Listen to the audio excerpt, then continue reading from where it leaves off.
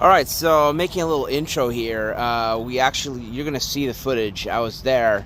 I didn't expect it, right? Because I went to get air put in, and you can see like that looks good, but when you look at the back, like it looks really good, like it looks correct, and there's air and everything. And one of the tires was in fact low, and so here's the thing. Like I just threw some water on the car, high pressure and all that. That's a different thing. But I actually put like the tire cleaner thing, whatever liquid they had at the wash, high pressure wash thing. And then like I let that sit, and then I put like the pre-treatment soap on there, and then I hit it with the high pressure soap, and then I hit it with the high pressure water, and then the spot free, but it doesn't really matter. Just going through the process. And then I hit it with the tire shine, right? The tire shine went through, and then let that soak and sit till it dried up. It didn't really dry up, but you know what I mean. It ran down and just kind of, this is like a standard, not bad for the environment one. What is it? It's no wipe style, right? No cleaning, no wipe needed. But then of course, this tire was really dirty. So then after letting it sit, I did one more spray around the tire, and I started kind of buffed it out and cleaned it. Okay, so that got done. Now, here's the thing. Now you're looking at the problem. There's the problem. This is how it's supposed to be, right? It's like a banjo nut or whatever. There's a nut on it. That's how it's supposed to be. That's what happened with corrosion and when the guy turned it. So I went to the tire shop, and they do free tire adjustment.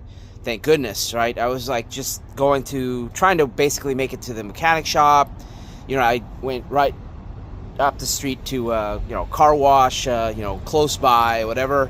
And then finally air pressure, because I said, I don't know anything about this car, and I was damn right about this. So besides doing gas and oil and your obviously your fluids check, okay, and then like tire check, and I didn't even want to drive home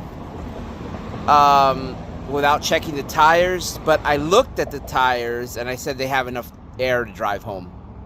So I did a visual inspection in lieu of what I normally do, which is to check the tire pressures and at least make sure that it's like normal, right? If a tire pressure is like 32 or whatever, you want to make sure it's 35 or 37 or 28 or 25. You don't want it to be like 12, 8. You don't want it to be overpressured either, which some people do because they think whatever. Here's the most common thing that people do that they think. They see that what's the maximum tire pressure listed on the tire, they put it to that. And it could be like 50 PSI.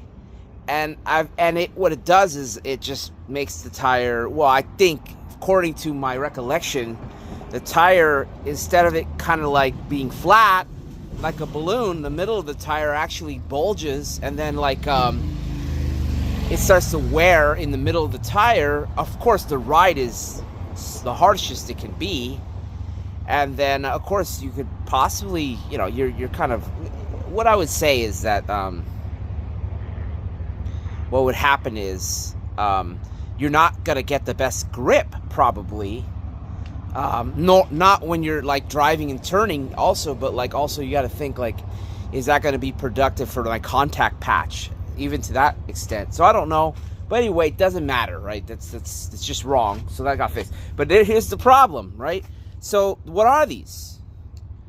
These are tire pressure sensors, external style, because the tire pressure sensors, I don't know if it's I guess the battery died, and then they gave them this. This was a cheaper solution option. Oh, a little free music. But so there's like there was a kit, and there's like a little, but that's the weird thing is like, okay, you got this. Okay, I still think it's going to be significantly cheaper. I guess these things, especially new, were really, really, really expensive, especially when you try to get them from Nissan or whatever. Anyway, this thing got set up.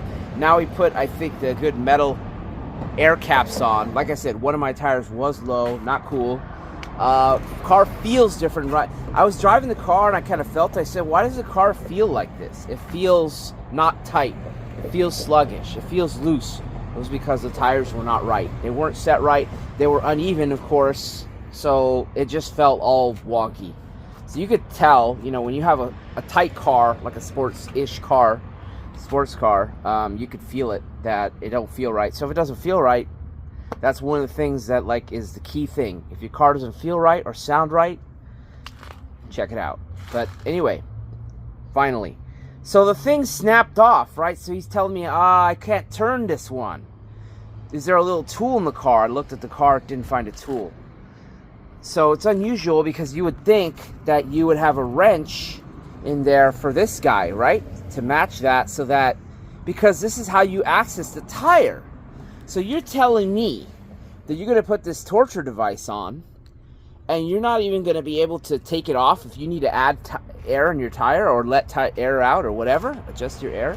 I don't know. That was really unusual to me, but I'm glad I took it to a great shop.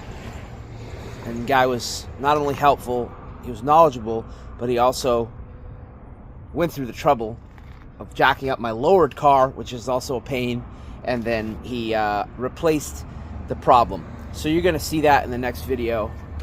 Make sure you hit like, subscribe, dislike, comment, and yeah, let me finish up the video with what just happened. Here we go. Nissan 350Z, we're back here. Why is my car being jacked up? So, you know, I'm making a little video on the journey. So we had the corrosion on the valve stem nut, whatever, because there were some sensors. There were some aftermarket external air pressure sensors on the wheels. And basically, the valve core came out. It ripped out, whatever. And so it wouldn't go back in, so we had to fix that up. And that's why the car is being worked on.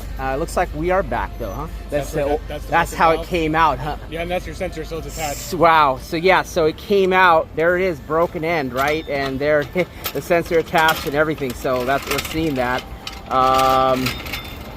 Yeah. So that's it. So the tire, after the valve core pulled out or yanked out or ripped out, right? You know, I took it down to the great tire shop here, and basically the tire, just all the air rushed out, right? And it's actually the back one. So we're back over here. We're back on the floor. Back in. I have air. Everything is good. So that's what happened, and back on the road. And thank goodness that I went here to the professionals. So that's the video.